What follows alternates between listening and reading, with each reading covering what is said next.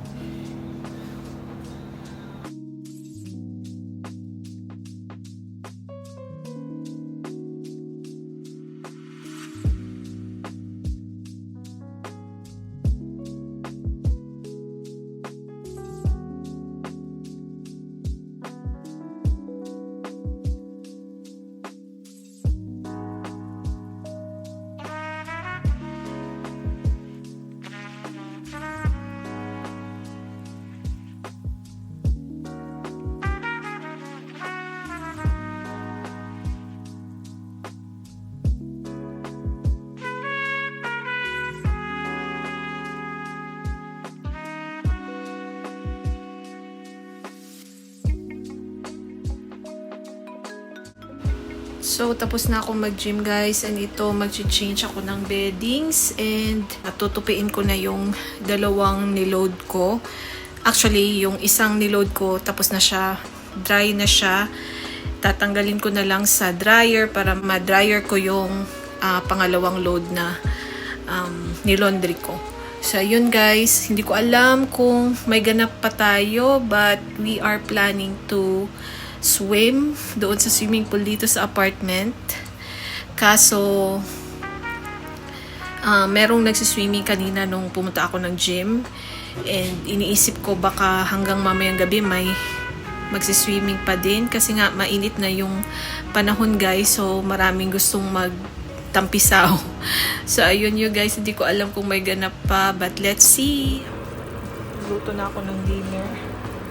Ano yan? Beef hinalang. Brought to you by Panlasang Pinoy kasi nagka-crave ako ng something sabaw na may anghang. So, ayan, meron kaming beef sa ref and meron naman kami ng mga vegetables na kailangan. So, ayan. Hindi ko na napakita, guys, kasi habang nagluluto ako, nag-ano din ako, tutupi.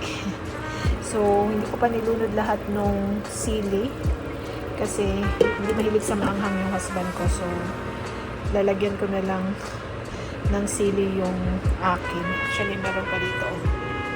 yung mahahaba na sili. So, yan guys.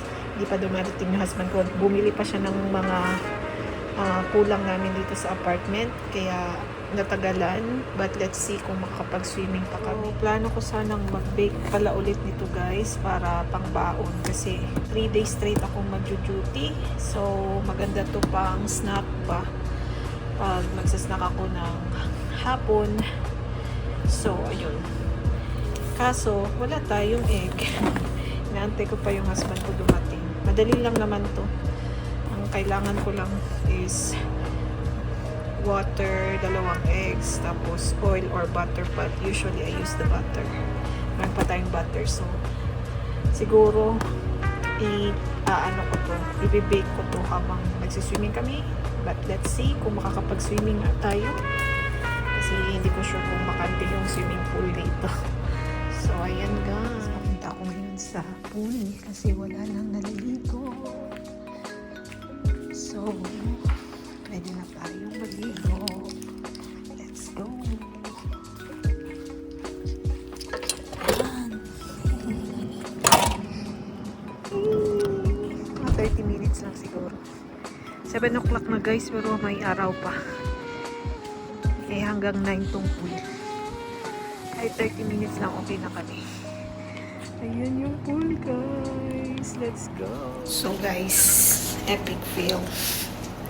Hindi ako natuloy doon kasi may dumating na 3 lalaki. Tapos, dire-diretso sila, guys. Kita nila nasa pool na yung paa ko. Pumunta pa din sila. So, next time na lang, guys. 2 days later. Hello, guys. So, I have a package, guys. Actually, i-open ko na sana siya. But I decided na gawan siya ng unboxing. Which is, na-open ko na, guys. Pero hindi ko pa totally na tanggal yung mga nandito. So, guys, you know me from last year. Bumibili ako nung kape ng Lux. And meron akong pinagbibilhan from Florida and California. But I saw this D. Nelson Enterprise or Enterprises. Nakita ko sila sa shop na app. So, i-type nyo lang guys, D. Nelson Enterprises. This is not sponsored, but baka naman. Pero going back, kaya ko siya in-order ulit sa kanila. Actually, this is my 3rd order. Kaya nga lang maraming nangyari for the past 3 months. So, hindi ako nakapag-vlog nung mga previous na orders ko sa kanila. But I started ordering from them late December. Dumating yung package ng January. Yun guys, sa kanila na talaga ako bumibili ng Lux na coffee kasi kailangan ko bumili nun kasi yung husband ko hindi nga masyadong masupplement. And then, gusto niya yung lasa nung Lux coffee na macchiato. So, I decided na i-continue na i-order yun for him and also for my supplements din, for my Picos. So, ayan you guys. Open na natin! So, by the way, kaya ako napa-order ulit sa kanila for the 3rd time.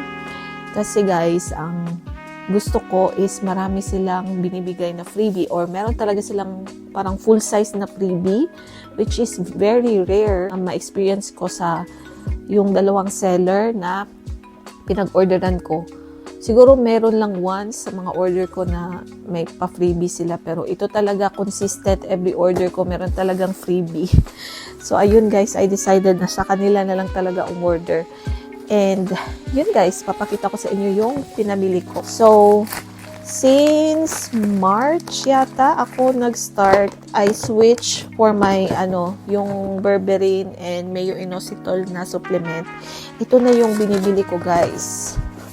Yung from, ang tawag nito, Kat Melendez. So, ito yung binibili ko na mayo inositol, may magnesium na siya, and acetylcysteine, which is good para sa Picos, sa may Picos katulad ko. So, umiinom ako nito 2 times a day kasi yun yung recommended nila guys. 2 times a day mo dapat siyang inumin. So, itong 60 capsules is good for 1 month lang talaga. So, meron pa naman akong naiwan na mga 6 or 8 capsules doon sa aking previous na order. So, ayan. Ito na yung ginagamit ko. Hindi na yung from Amazon na napakita ko. Ewan ko kung kailan na, guys. So, ito. Tapos, ito, guys, pangatlong beses ko nang umorder, diba?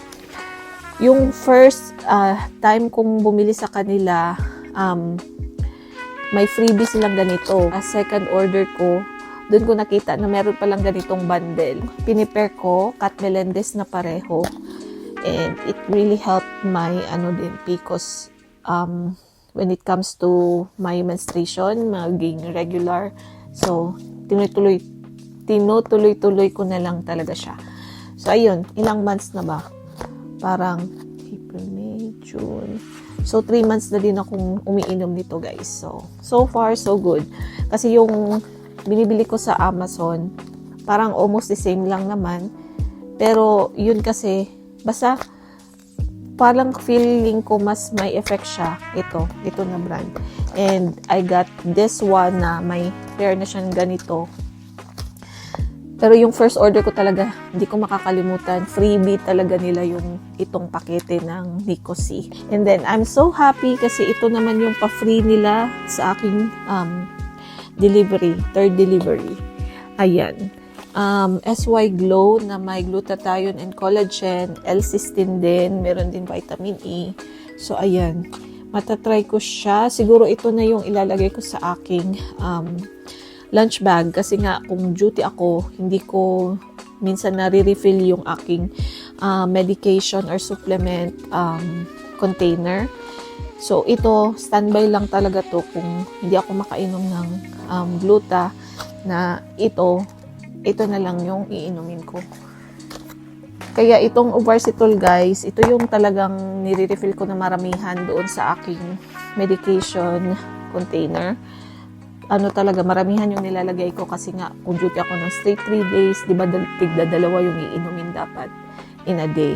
And then, 12-hour shift ako. So, at least maiinom ko yung 2 capsule nito sa aking 12-hour shift. And then, ito din, in-order ko. Actually, kasi nga hindi na ako masyadong umiinom nito. Kasi yung last order ko sa kanila, parang 4 yata yung in-order ko. So, meron pang naiwan na 2 box. Kasi yung husband ko, iniinom lang niya ito tuwing gabi. And minsan, hindi din niya iniinom. So, ayun, may 2 box pa. Nag-order lang ako ng isa pang dagdag para may backup siya. So, ito guys, mostly or most of the time siya ang umiinom. Pero nung pumunta pala kami ng Nebraska, nagdala ako ng ganito na extra for me. Kasi nga, hindi ko masyadong bet yung sa coffee maker sa mga hotel. So, ito yung iniinom ko pag nag-out of town. So, ayan guys. And then, the next one, ito din guys, uminom ako nito nag-try ako nito nung pumunta kami ng Pilipinas 2024. And tinry ko siya and na-feel ko talaga yung effect na hindi ka gugutumin masyado.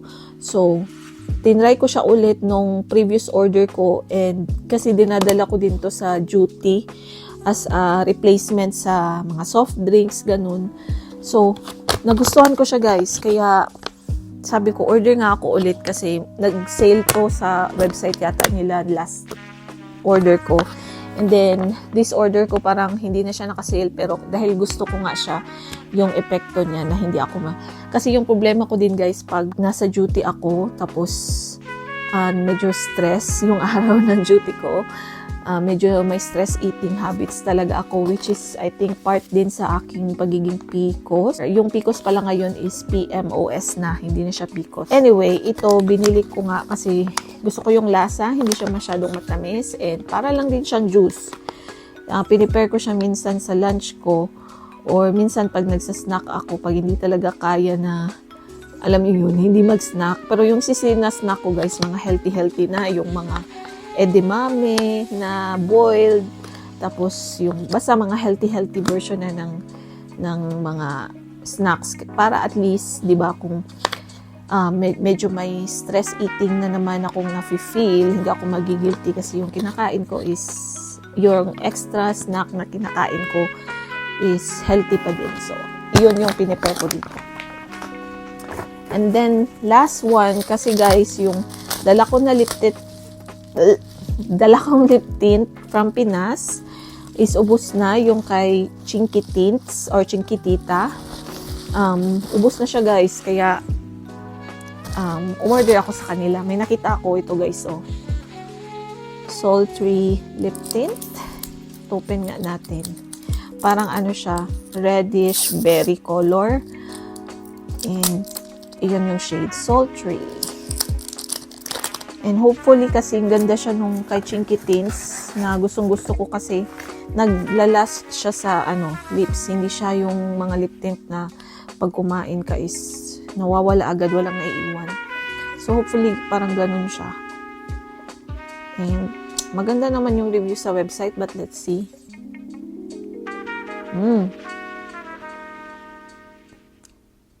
Parang bubble gum. Nalalasahan ko. So ayan. Okay naman. But let's see. Kasi ito siya guys is gagamitin ko siya sa duty. Ilalagay ko siya sa sa parang lunch bag ko. Kasi yung ko din yung binili ko din from anong tawag ito na brand. Nakalimutan ko. Serum siya na may tint.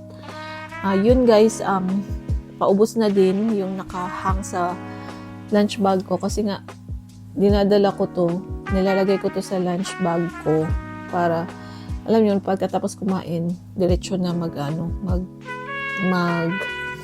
retouch ba, hindi na ako kailangan pumunta pa sa locker ko kuha ng mga alam niyo yun.